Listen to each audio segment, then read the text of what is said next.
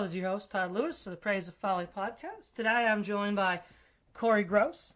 So I would like to say that I saw your videos on YouTube. I forget exactly how I found them. I think first, it was Christian pacifism. I saw some of your videos on that as I was searching that topic. And then I saw some of your other content.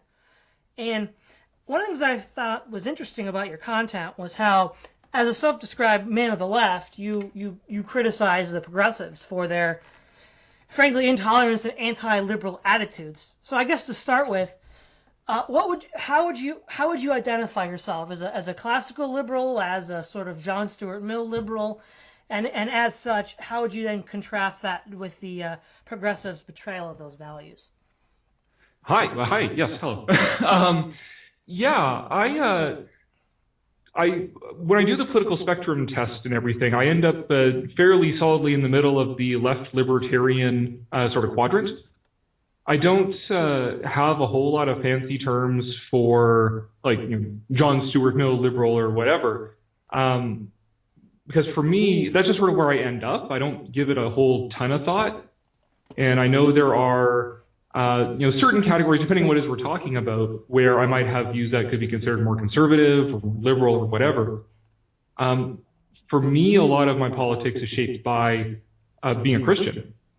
Like, what's the most Christian response to this issue as I would understand that to be, which for some reason, coincidentally ends me up in the left libertarian sort of thing, which I'm sure has nothing to do with the fact that, I'm born and raised in Canada and all that sort of stuff. So, yeah. Now, I've heard you say that the progressives and the way they view, in particular, race, is a betrayal of the principles of Martin Luther King, as you understand them. So maybe you can get into that a little bit. Yeah. Well, it's like the sort of the core thesis there is his, beautiful, brilliant desire, affirmation to be judged by the content of your character and not by the color of your skin. And to me, that's the core of at least the liberal values that I have espoused, was taught my entire life. And for me, more so than liberalism, being a Christian, is that you approach people as individuals, and who are you as an individual, and what is your character, and that's how I engage with you. And that's for me, for all of my life, and near as I could tell for all of liberalism up to about 5 years ago or so, that was the core thing. It's like you're being say gay is a thing, but who are you as a person? You're being black is a thing, you are, okay, but who are you as a person? And that rights for different minority groups, that sort of thing, are first and foremost human rights. Like, how are your rights as a human being being trampled because of unfair treatment towards people of your skin color, your sexual orientation, or whatever? Whereas now it seems that, like, progressivism has taken this huge dive off into this identitarianism, identity politics, that sort of thing, where you are judged solely by the color of your skin and not at all by the content of your character. It's okay to be an absolutely horrible person and do horrible things as long as you are of an oppressed minority group. And it doesn't matter how good of a person you are, if you are part of the oppressor racial group, then you have privilege and you're part of the patriarchy, and you're just necessarily part of the problem and all that sort of stuff. And it's an abysmal betrayal of everything that, like, liberal left-wing values are supposed to stand for. Mm-hmm. So I guess how would you define? I think you've got into this a little bit, but how would you define the liberal values as they were traditionally? Well, I've sort of been thinking about this in terms of the difference between social justice and actual justice, and how, like, you can frame, like, social justice issues, doing the little bunny quotes with my hands here, you can frame social justice issues in terms of actual justice. So you'd say, okay, how are their human rights being denied? So they're not getting jobs because of their skin color, or they're not being rented a place because of their sexual orientation, or this building is not accessible to people in wheelchairs, whatever that might be. And to say, okay, that's unfair, that's interfering with their human rights. So how do we fix that? And beginning with that idea that, again, social justice, it's human rights, right? Gay rights are human rights first and foremost. Equality rights for race, gender, sexual orientation, whatever, those are human rights first and foremost. And it's grounded in that individual person. And how are we going to help them to have enjoy the fullness of their human rights and equality of opportunity and all those things, and then to have practical problem solving to follow that up.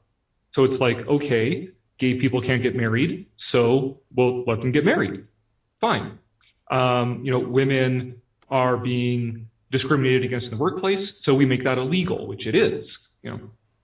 Stuff like that. Segregation. Oh, black people and white people can't eat at the same places. Well, we pass a law ending that. Say that's illegal. Like, those are practical solutions. Whereas the social justice left today, the way they frame social justice issues, is sort of like privileges for classes that have been deemed, oppressed minorities, and which are often contrary to human rights, contrary to actual justice.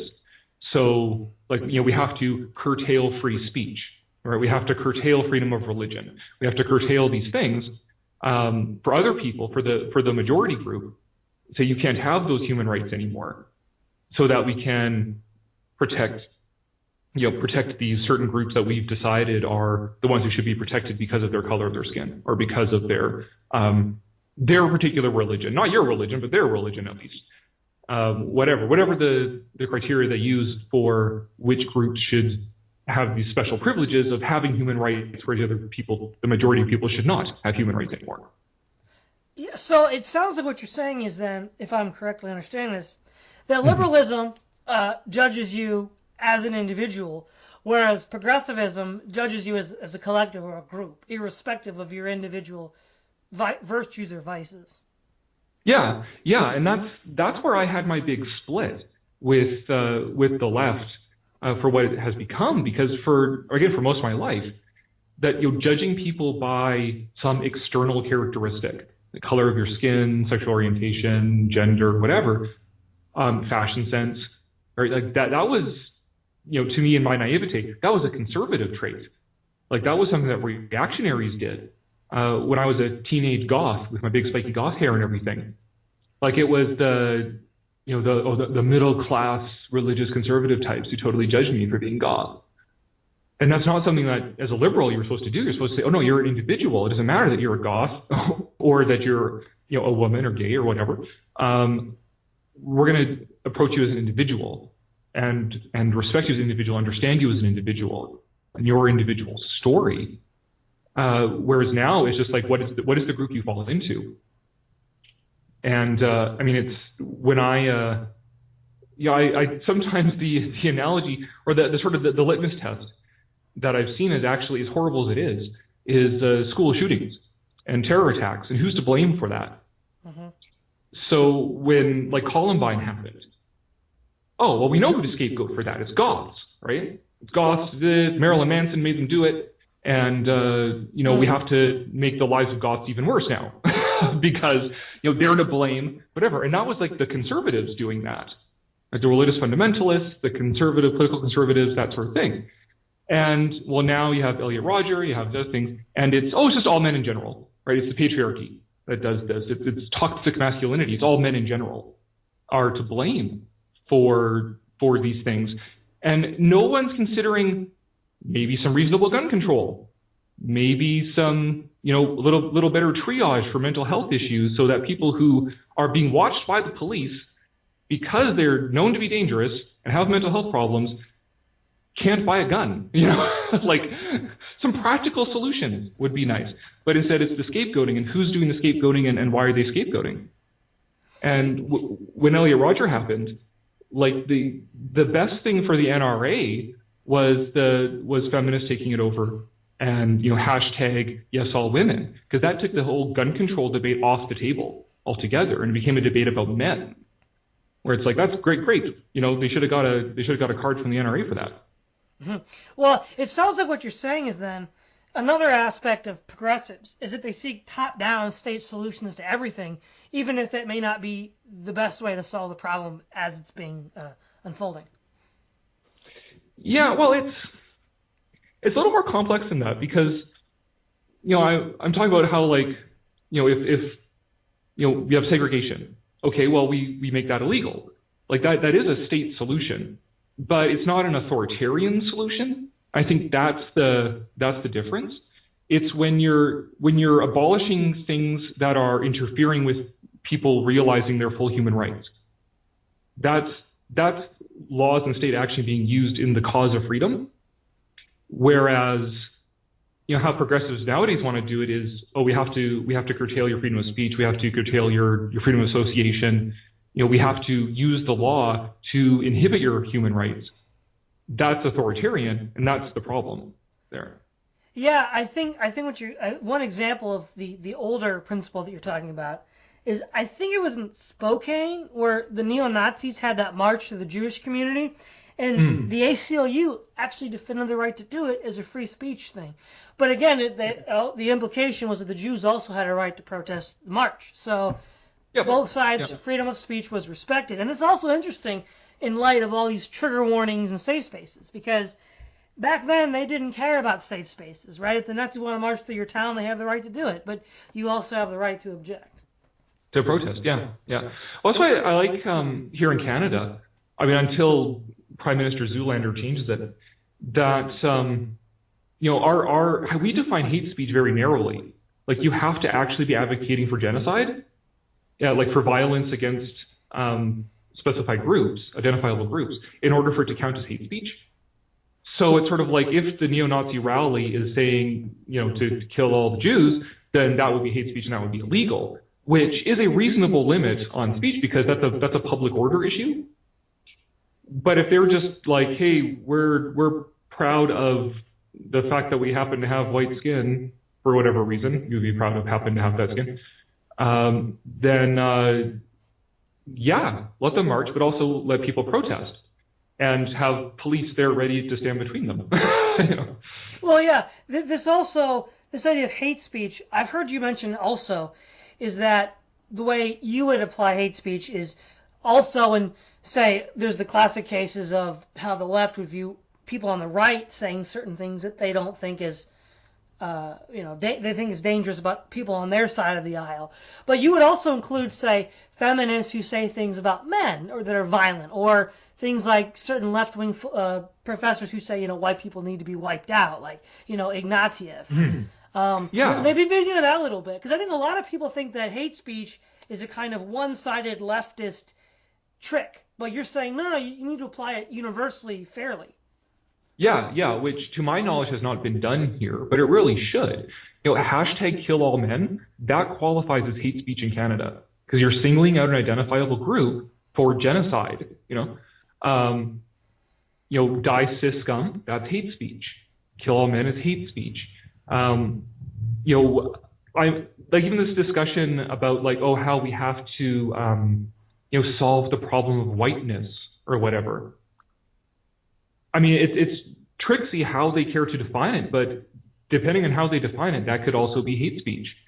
And it really ought to be enforced that, people should actually challenge this and say, like, hey, that thing you're saying against men, the thing you're saying against white people, whatever, straight people, cis people, that is hate speech, and that also falls under the law, and that is not acceptable, and it's not protected speech.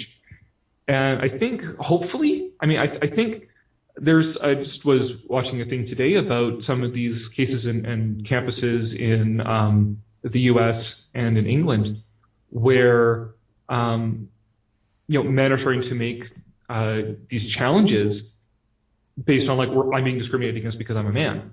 And the systems they put in place, designed to protect oppressed minorities, are now like, well, okay, I guess we have to pursue this case, because men in this department are actually a minority, so we have to pursue this. That it might take, fighting the fire with fire, and for people to actually pursue challenging some of left-wing hate speech as hate speech, and prosecute that. Mm-hmm. Yeah, I think for whatever it's worth, I think if people were to see a position like that, they might not have necessarily the knee-jerk of anti-progressivism to such a position. Mm-hmm. Yeah, well, it's the reaction against progressivism is directly proportional to the overreach of it. It wasn't the other thing like white men. It's not all about you.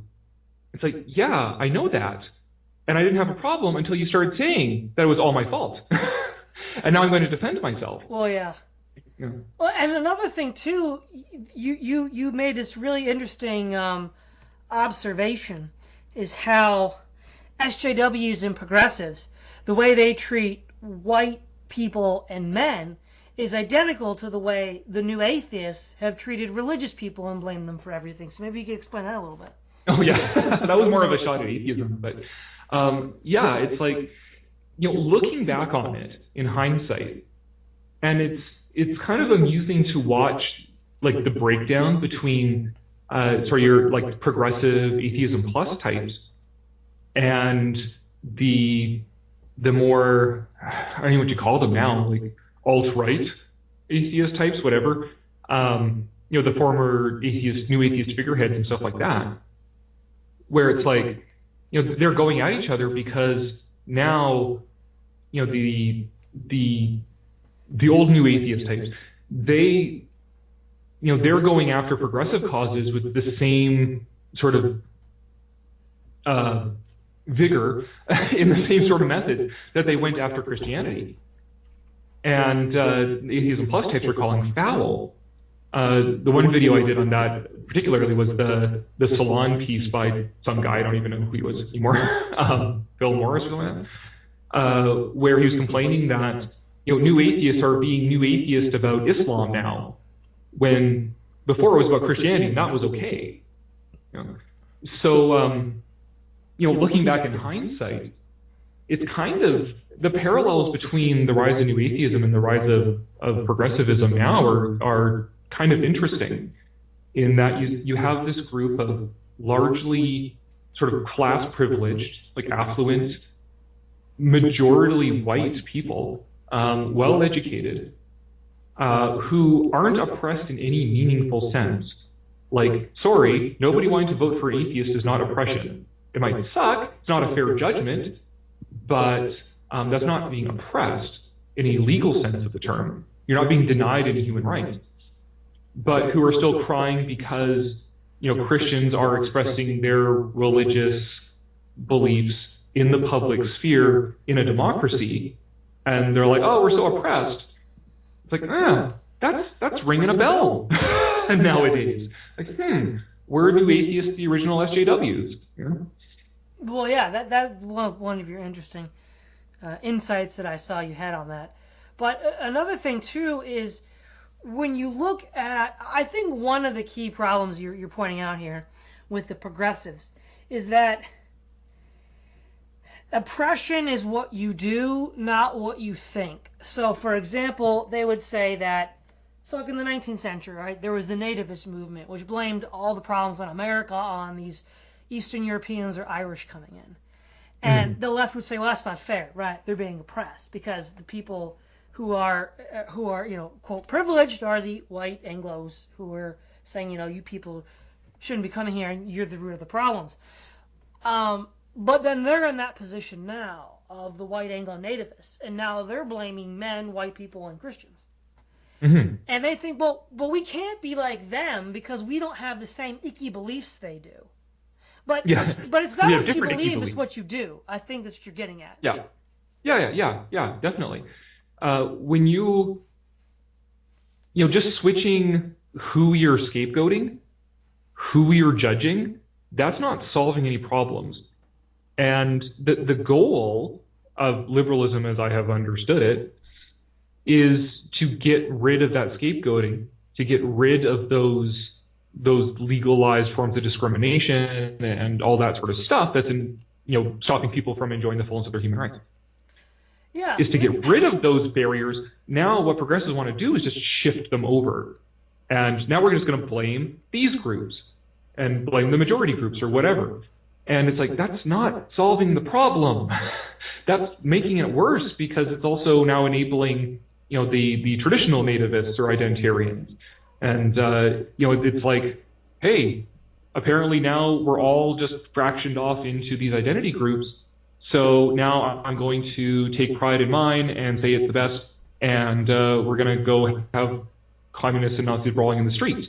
Like that just makes everything better. Great, good job. Yeah, it's not going to make anything better. But this is actually a segue point, is you've also pointed this out too. Quote-unquote victim groups in the progressive stack that stray off the reservation. The progressives are just as bigoted and mean-spirited towards them as the biggest on the right that they're criticizing. A couple examples come to mind is the running mate of John McCain. She was a woman, and terrible things were said about her that would, if a conservative had said about a liberal woman, you'd never hear the end of it, right? Or if, or like for instance, some black conservatives, right? Things that be called like house Negroes and other things that if a conservative were to say about a black Democrat, it would be the end of his career.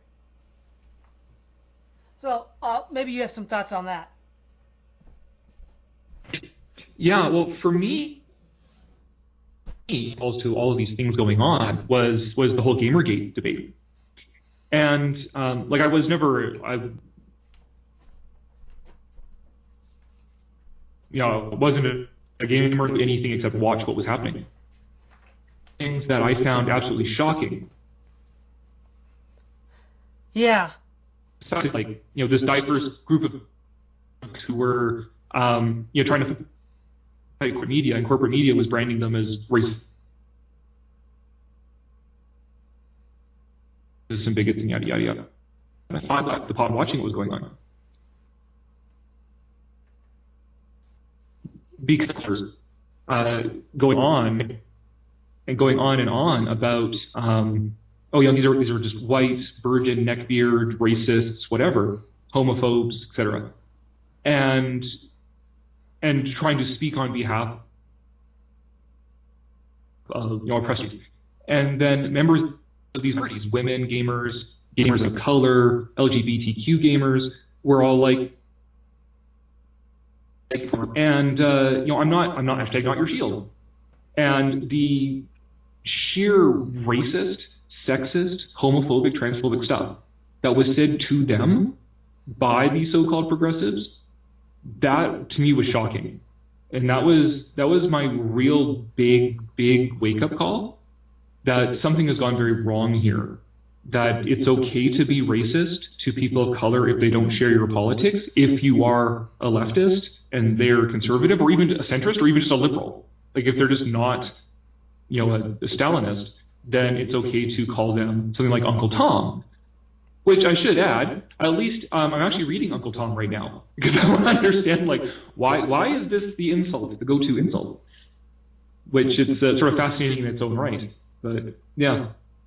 Well, yeah, I mean, another example of this kind of behavior was with Trump's election, when progressives, there was a famous tweet, I think it was by Lacey Green, where she basically just said, for everybody who's not white, we feel your pain, but like F you white people die.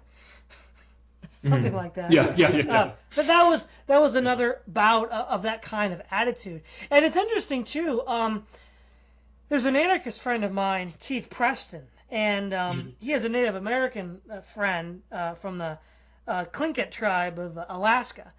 And he's more of just he's not really a leftist per se, because he doesn't buy into the whole communism thing. He's more of a national anarchist, might be closer, where the ethnicity is his tribe.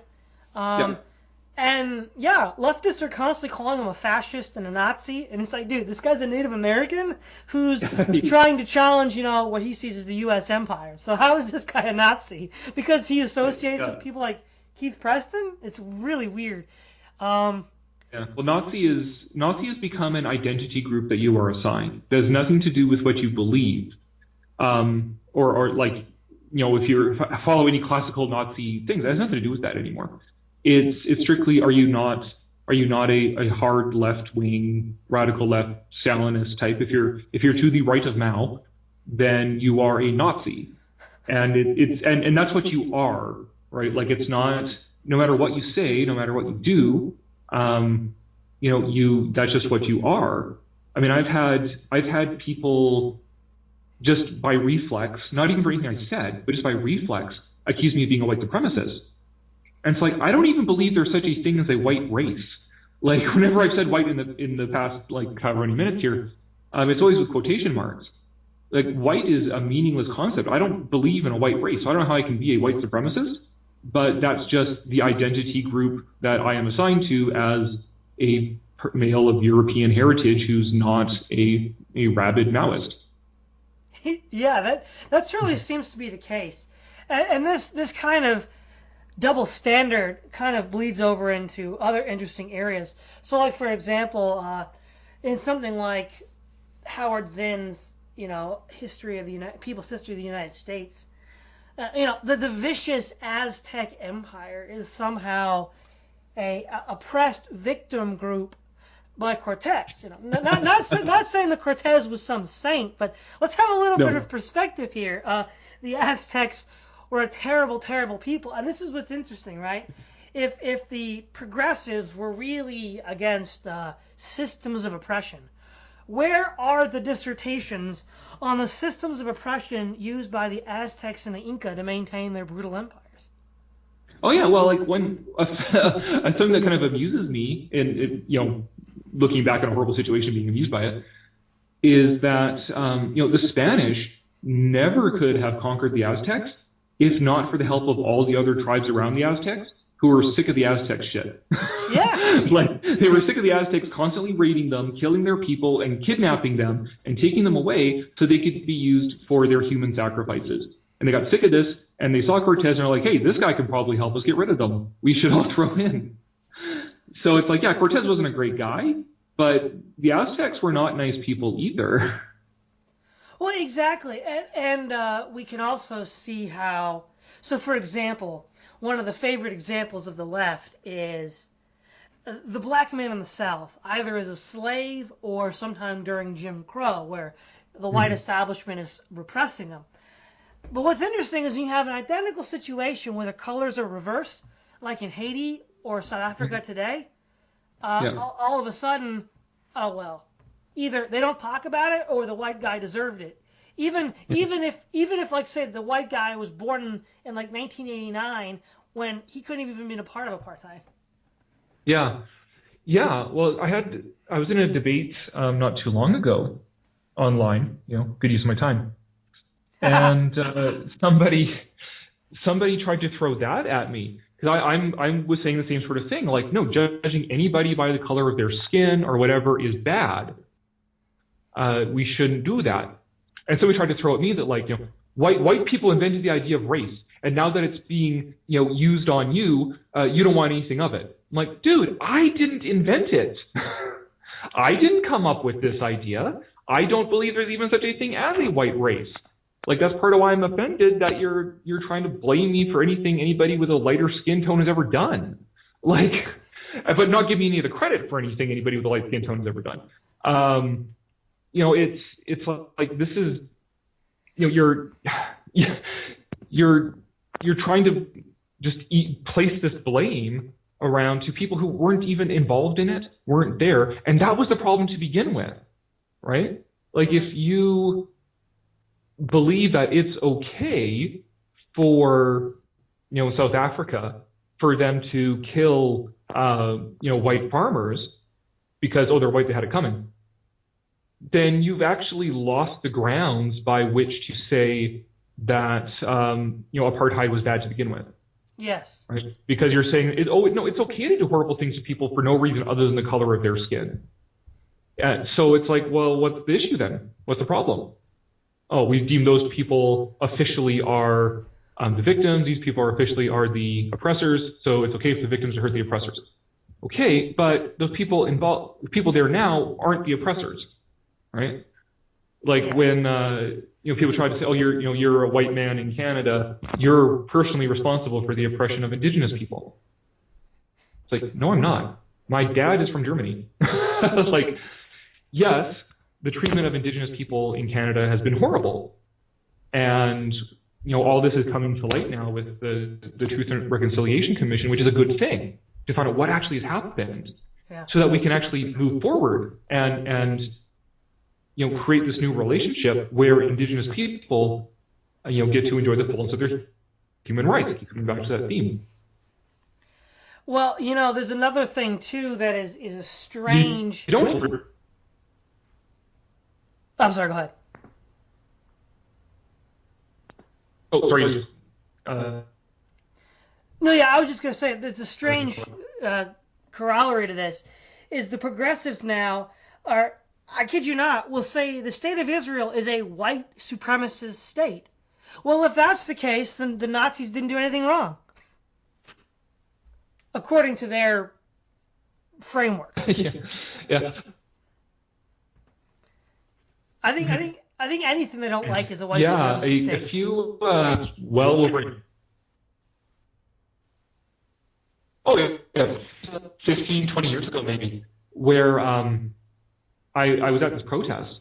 I don't remember what it was for. It might have been like oil issues. Anyways, you had this one guy who did like the swastika equals the Star of David. And then the progressive Jewish contingent came down on that and started trying to erase it. It was just like, okay, here we go. That's interesting. But, yeah, they I don't know.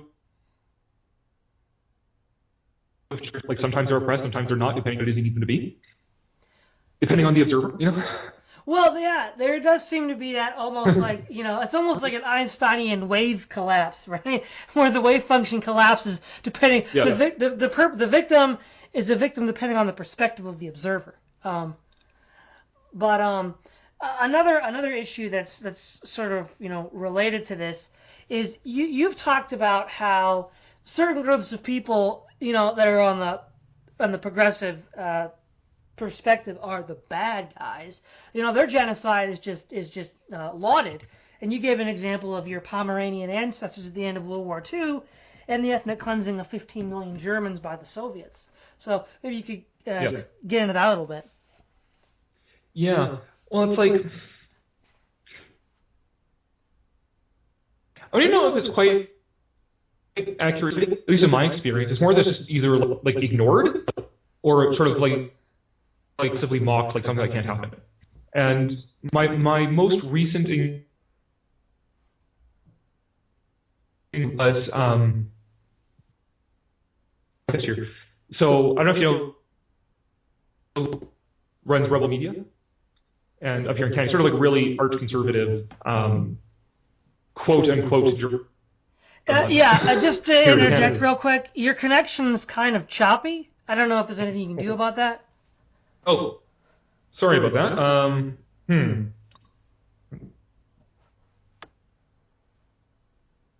Is it okay now? Can you hear me? Yeah, I can hear you now. Sorry, go ahead. Rebel Media. Yeah. Okay. No worries. All right. So yeah, Israel Levant, Rebel Media, and he had this big free speech rally to stick it to the progressives kind of thing. We're pro free speech, and the Raging Grannies, who are this senior activist group, came here, and they actually went to his little rally and spoke up, exercised their free speech, and he kicked them out. And I went on Twitter and I mocked him mercilessly for that, for being a hypocrite and kicking out these grandmas. And he blocked me, which, fair enough, I was making fun of him. I'm actually very proud of the fact he was the first person ever blocked me on Twitter. But now, a little more recently, though, I also got blocked by the Raging Grannies themselves, who I was kind of sticking up for, because they had posted this article by this woman who made this comment that, when white people complain about genocide, what they mean is having to live beside black people or something like that.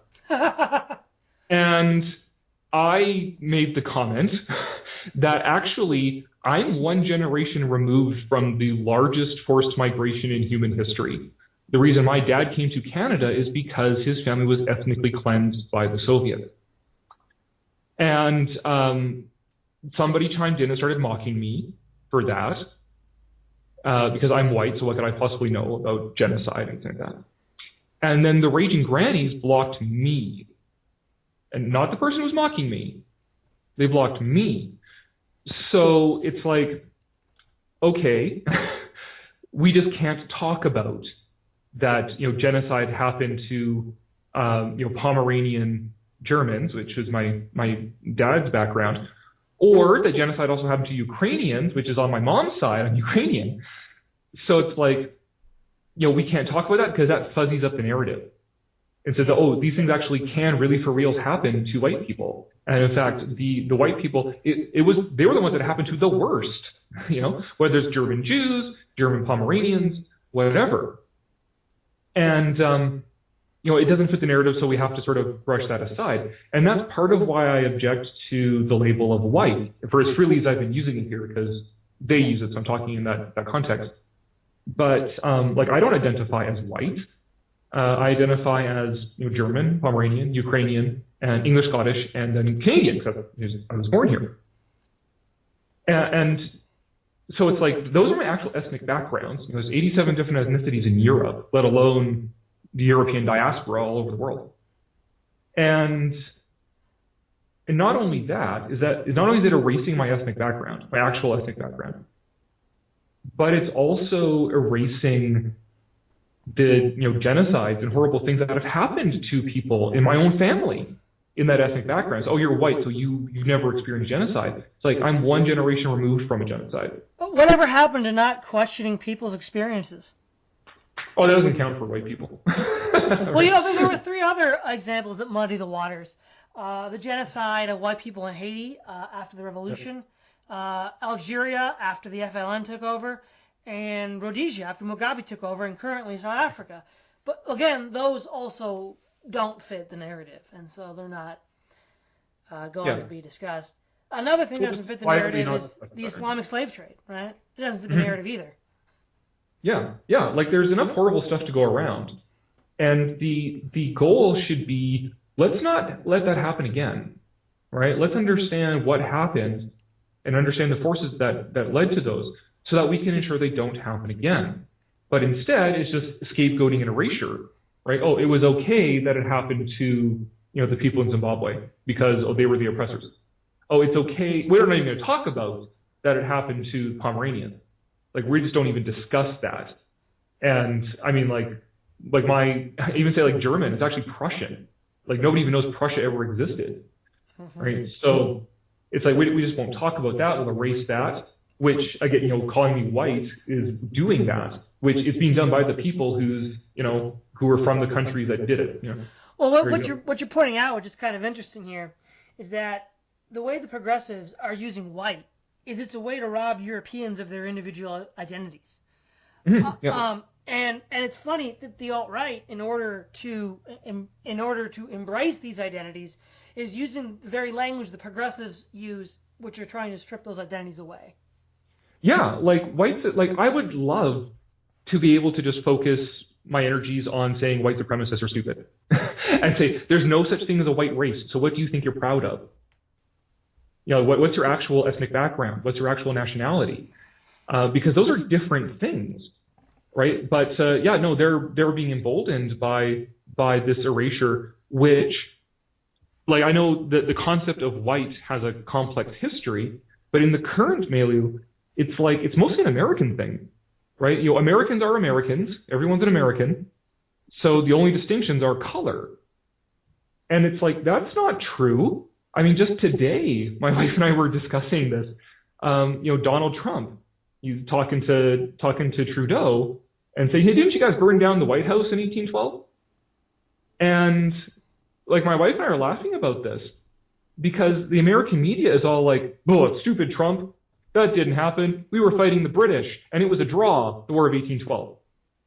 Up here in Canada, what we learn, what we teach and what we learn, how we think about the War of 1812 is that, yeah, we did burn down the White House, and we're proud of it. And we won that war, right? So it's like, even just, between Canada and the United States, it's different. Like, we have different worldviews, different stuff, even though, we might look the same and talk the same, more or less. It's still very different cultures. So what is white exactly? And so much that it's like imposing this, American dialectic conflict sort of lens onto other cultures and onto Europe and onto Canada and all these places where it doesn't fit and doesn't work. It's kind of a covert American cultural imperialism in a way. Mm. I know a Canadian who said the American Revolution and the War of 1812 were the two wars we beat you Yankees in. But yeah, so it does highlight that different perspective that they have. And, don't get started on the French and the Germans and the Poles and everybody else, because the Poles don't like all their neighbors because they get invaded by them. And the French and the Germans have had a lot of wars over the years. But yeah, there's this tendency, and what's interesting, too, about the progressives is they'll look at a point in time, say the 400 or 500 years after European settlement in the New World. That typically is their focus. And then the oppression perceived or real of Native Americans, Negroes, women, and others. But, if you were to just pick another time arbitrarily, say the year 600 to 1400, it would be the Muslims being the imperialist savages, raping and pillaging Europe. But yet, that's not, that breaks the narrative, I guess. Well, the Crusades are useful when you want to blame Christians for something, right? It's like, this Muslim terrorist, it's not all Muslims, but the extremist ones are disproportionately involved in like terror attacks. And it's like, they go shoot up a concert hall in France. Oh, what about the Crusades? What does it matter? The Crusades don't matter in this discussion. So they do want to keep the ancient past around where it's useful to make charges against the groups they deemed the oppressors. But, they don't like it when it fuzzies the narrative, like, how the fact that, the modern concept of the nation state was invented in the 19th century. There was no Germany until like the mid-19th century. Even it was all, Europe was just sort of these small little states all over the place. Because that breaks up the whole white people narrative. The EU is probably one of the best things to happen for progressives because, Europe's just one big country. So they must be all the same, right? Just like how the United States, all the states are the same, right? Mm-hmm. Not quite, but there you go. We also see a similar double standard with, so, for example, if you have a young Muslim man engaged in an act of terrorism, or if you have a young black man engaged in some sort of vandalism or violent assault, the media will say, well, look, we got to empathize with the rage of the black man or the Arab man because they've been oppressed. But when some white man acts up like an Elliot Rodgers, screw white people. It's like, well, wait. I mean, isn't his rage as a young man? You're denying his experiences, man. Yeah, well, it's toxic whiteness, toxic masculinity. But when it's somebody of a minority group, don't blame all the minority group. And I get some of the concern for that because no one's going to go turn violent blaming all white people or all men for something. Whereas there can be threats to these communities if people do go off half-cocked and think that all Muslims are to blame for something. I would just caution. I think that depends on the country because if it was South Africa, white people would be in danger. Yeah, it depends where you're talking about. I'm speaking sort of mainly of the United States. Mm-hmm. But it's like, well, no, like let's appreciate that these are all troubled people. Like the dynamics of people getting involved in Islamic terrorism are the same as people getting involved in gangs, right? Like let's understand these issues. Let's stop politicizing this. And not all men are to blame. Not all Muslims are to blame. Let's understand what's going on with these people that turn to do these horrific acts and try and understand them. And so that we can stop more people from going down this very dark and bad path. But that means taking an individual approach, right, and actually coming up with practical solution. That doesn't work with sort of the broad scale, identitarian sort of political sort of thing.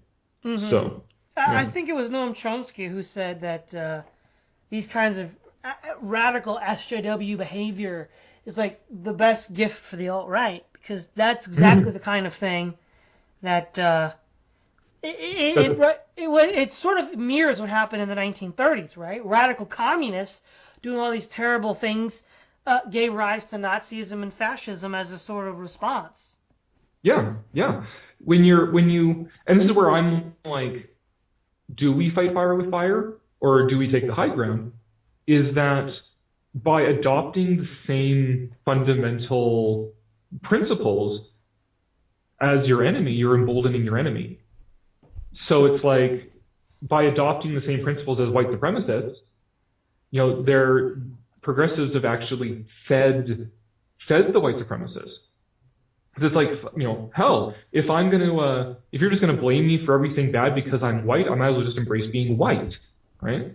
And there you go. You get this ball rolling, and to the point where you have communists and Nazis brawling in the streets. Like, it's Weimar Germany all over again. Well, it's like, people who have nothing to lose it. So if you push troubled youths who happen to be white to the extreme, just like you push any troubled youth to the extreme, they'll resort to violence. And the answer is, to try to create conditions in which they don't feel they're so desperate that they have to resort to violence. Yeah, exactly. And so, that's one aspect. And so it does seem that, there is this push of it's almost like a Newtonian reaction, right? For every progressive action, there is an equal and opposite reaction from some other group. Yeah, definitely.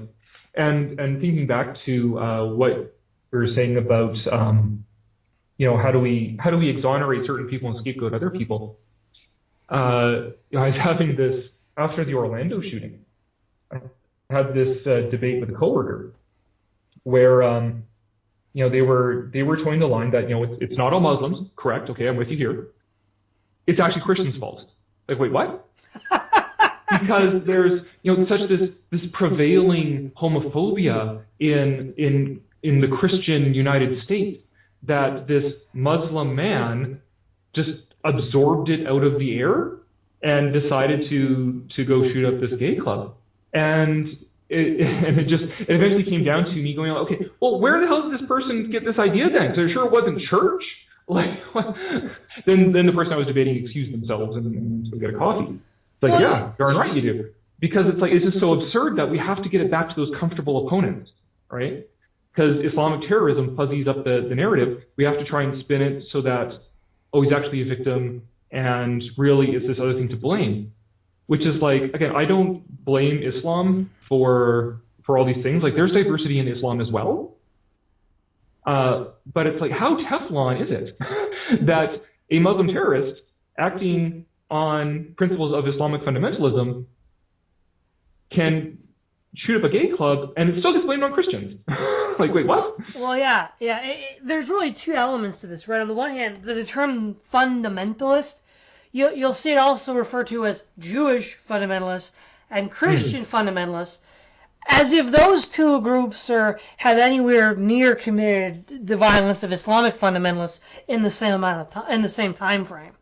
And another problem is, even if you look at the quote battle days unquote of the colonial America, and of course the Puritans are sort of like, you might remember that Grayson commercial, Taliban Dan, where he said that this religious right guy was the American Taliban. And the Puritans is sort of like the flagship of this. Well, if you actually study Puritan New England, for witchcraft and various sexual misdemeanors were capital offenses. And in the 70 years they were in control of their own charter, they maybe executed less than 30 people for those offenses. Now, if you were to actually look at real Sharia law, it's a lot higher. And it's like, how is it the Puritans get all this crap coming their way, and the Muslims, it's not even broached? Yeah, well, it's because, the Puritans, that's Christians, and that's an approved group to be against. And don't mention that Christianity is actually the most persecuted religion in the world right now. And 75 out of every 100 people who die for their religion are Christian. Don't mention that, because and this is where we get to that, American cultural imperialism again. It's only the United States that matters, and it's only what happens in the United States that matters. So we're going to frame it in this way that Christianity is the majority. Christians are never oppressed. Christians never die. Christians are the oppressors, and all that sort of stuff. That just strictly sort of insular American concern there. It's interesting that you frame it that way, because a lot of people would consider that kind of American centrism as a thing of the right. But you're saying it's also present on the left as well. Oh, yeah. Yeah. In spades. When I'm feeling really, really spicy, I'll just outright say it, that progressivism is a form of American cultural imperialism. It's trying to impose American perspectives and American problems on everybody else, right? Or erase other identities, right? So talk about with, white, American or Canadian. Those are different things. One that pissed me off recently was when the whole statue thing was going on. We have to, in the United States, have to tear down all these statues. And I'm not going to weigh in on that, because that's America's business. But then we have people up here saying that we should tear down statues of past, prime ministers. Like, for example, our first prime minister, Sir John A. Macdonald. And, he's the father of Confederation. He's our first prime minister. He helped negotiate Confederation that created the Dominion of Canada. He also created the residential school program with the First Nations. That was an act of cultural genocide. Yeah, he did all those things. The Canadian response has not historically been, we should tear down these things and we should erase this past and just have this sort of whitewashed version of history where we only talk about the good things that happened in the last 20 years. Canada, part of what makes Canada so distinct from the United States is that, from my perspective as an outsider to America, is that America has tended to see dialectic oppositions, so loyalist and patriot, north and south, black and white, all those sorts of things. Whereas Canada has always negotiated between those opposing groups. So, the English and the French. Well, how do we negotiate this relationship between English and the French so that it works out? How do we negotiate the relationship between the provinces so that we can keep Canada together? How do we negotiate these things? And part of that involves accepting that history is messy and nuanced, and people aren't perfect. So, about 10, 15 years ago, there was this big TV show, The Greatest Canadian. You have to vote for who you think the greatest Canadian was. And Wolfe and Montcalm, English and French generals who fought each other and died in that battle, fighting each other over who would control North America, the British or the French, they were side by side in this contest of who is the greatest Canadian. Louis Riel ended up being number 11. Louis Riel led a revolt of the Métis indigenous people against the government for not altogether unjustified reasons. And he was hanged for treason. He was number 11 on the greatest Canadians, which to me was very impressive. It's like, yeah, this is who we are, that we're able to take this more nuanced view of history and nuanced view of people. But now we're getting this, tear down the statue because he's not pure enough. Like, yeah, he did horrible things and he did good things, right? That's history. That's life. And we shouldn't fall into sort of the American cultural imperialism just because it's really sexy on college campuses to want to tear down all these statues. We shouldn't be playing, yeah, we too. Whose statue can we tear down? That guy. Who is he? Oh, he's the first prime minister. Okay, whatever. We'll tear it down. Like, that's not us. I guess maybe to wrap this up, I'd like to ask you one final question.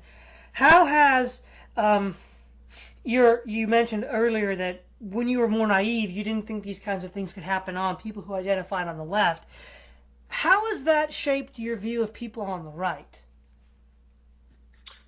I would say it softened it. It softened it a lot. That and getting married has done it because my wife's family and the church that she started at, they're much more conservative, but they're also really decent people. They're really nice and charitable and all that. It's just I happen to disagree with them with certain views about certain things. And between that and seeing, with Gamergate. Sorry, you still there? Yeah, I'm here, yeah. Okay. Seeing things like Gamergate, how the media vilified these largely liberal libertarian types who were just trying to get some accountability for corporate media. Seeing them do that made me go like, well, wait a second. Have they been doing that all this time? And have I been tricked into just accepting this really horrible view of conservative people? And so I wouldn't say I'm conservative myself. I don't see myself as having done a shift to the right. I've certainly become more cynical. So I take things a lot less seriously. I'm more inclined to troll things than I am to actually seek productive solutions. But I'm much more, I think, willing to listen now to people who are conservative and to engage that discussion where I might not have been before, because I've seen how the media works when it's turned on these other groups. Okay, so it's about time to wrap up. So do you have any final thoughts you'd like to leave us with before we end this program? Any pearls of wisdom? Other than the fact that, yes, we did burn down the White House and won the War of 1812, I don't know. That's good. That's some good Canadian chauvinism there. But thanks again. Those are things we can be proud of. Yeah. Thanks again, Cory, for coming on. This is Todd Lewis of the President Folly podcast, signing off.